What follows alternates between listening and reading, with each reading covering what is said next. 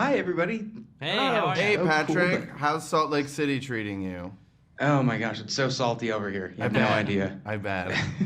It's so cool to meet you guys. Thank you so much. Likewise. Joining me today is Chris Miller, Phil Lord, and Anthony King to talk about the Afterparty Season 2, which debuts Wednesday, July 12th with the first 2 episodes. Thank you all for joining me. Happy to be here. Thank you for having us.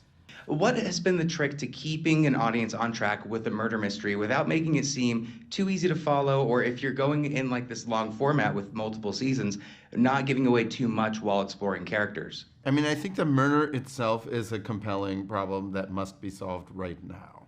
I think that's important, that it happens right away and that it happens to somebody that you care about, and that it puts Sam's character in a terrible predicament in which he must solve this mystery or risk the person that he likes the most in life.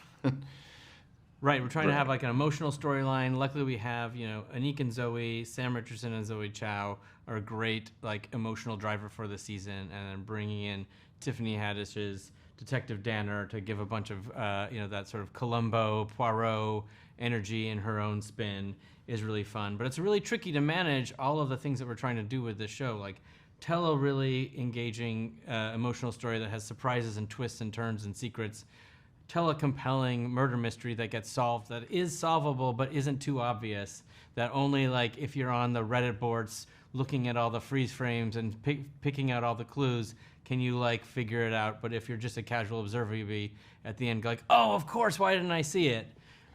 Making that work, and then telling a story where every episode is in a different genre. The degree of difficulty of that is really, really hard. But luckily, we have amazingly talented teammates, great cast, great writing staff, great directors, great everybody to pull it off in a way that feels really special. And there really are debates of, especially with a murder mystery where you're like, we want to reveal this bit of information because maybe it'll make the audience think this thing. But then you're doubling back and going, but smart people are going to say they want us to think this. And so I really think this. So we're constantly playing these mind games with not only the story we're trying to tell, but how we think the audience is going to react to that story to try to stay hopefully at least one step ahead. Right.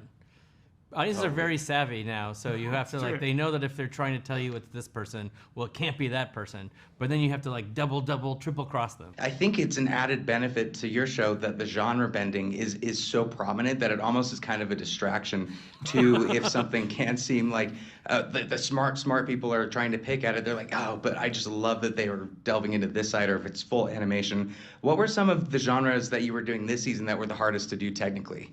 Well, any good magician knows to like create a distraction over here while you're doing that. That is for sure.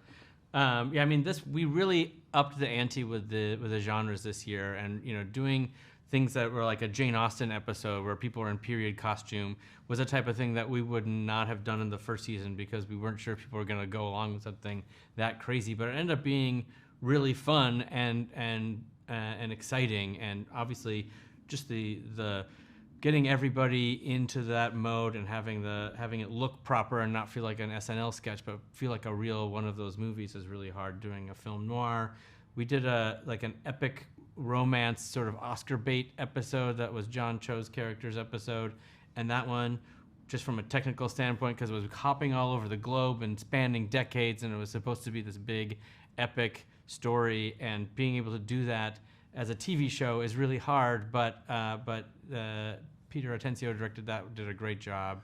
We also, just technically speaking, shot an entire episode on an iPhone. And every scene, because it's being held by a character, are essentially one-shots. So having to work out the choreography of all of those and all the technical, how to capture that was a lot. It was very fun, but it was definitely technically challenging. Yeah, it keeps you on your toes. That's this show for sure. Every episode is a whole new bespoke thing that has to be invented. It's not like a regular show where it's just more of the same, but the words are different. Right. Well, it's got a star-studded cast. It's got great creators. Chris Miller, Phil Lord, Anthony King, thank you so much. Check out the Afterparty Season 2, July 12th. Apple TV Plus. Thank you Thank very you. much. Thank you Thank so you. much. Seriously, it's an honor. And thank you for making the best multiverse. That's just for this. You're amazing. Thank you. Thank you. You're welcome.